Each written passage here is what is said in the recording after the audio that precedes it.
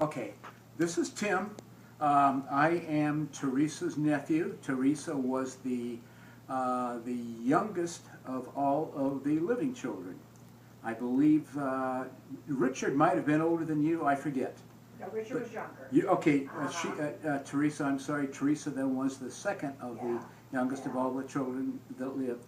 She is the last surviving right now. She is the matriarch of the Quinn family.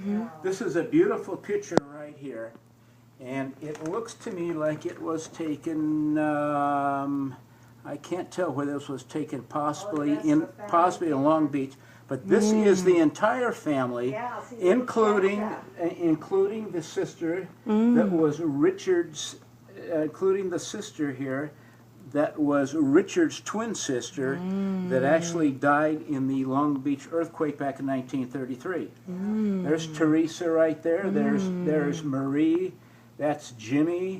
That's John. That's my grandfather. That's my grandmother, and I think that's my mother there. Yeah, it is. Yeah. It is. That's your mother. Tell us about your mother, if you don't mind. My mother was several years older than Teresa. And she was a She was the beauty of the family. She was a professional dancer at one time. Oh, her name was Kathleen. She did that. Her name was Kathleen, and as I understand it, she even went over as on a dancing professional dancing crew over to the Hawaiian Islands during the war. Yeah. She was a hit. Yeah, that would be pretty exciting. She was a great mother, died very young. I believe she was only 44 years old, died of brain cancer at a very young age. Yeah. I think I was only 21. Wow. Yeah. Wow. She was a sweetheart. So your upbringing, where you born? And my mother and Teresa got along excellent. They would sit around and have coffee together as often as they could. Yeah. Teresa's husband, Frank, great guy. He and I got along just absolutely fantastic. Just a big, burly, big-boned Irishman, and he worked for my dad for many years. Who is your dad?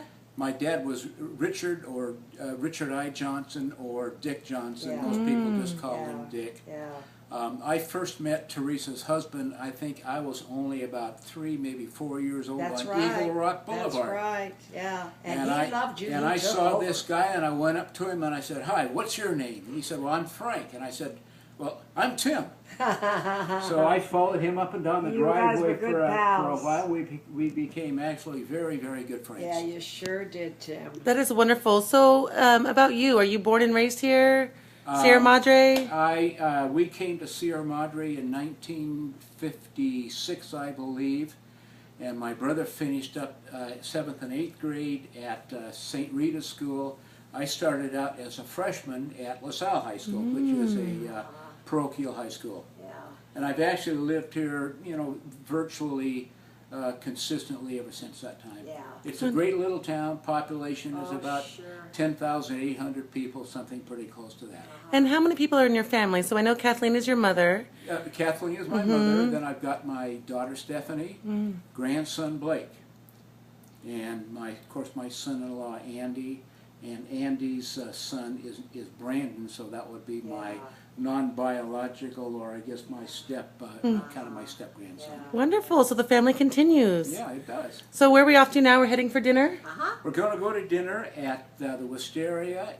It's a great little restaurant in town. It's not completely formal, but it's not casual either. It's kind of in between. Good.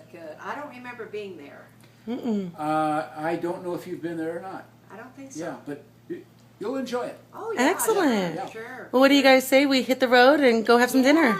Sounds like a good Yay. idea. Thank you. Signing Let's off. go. Yay.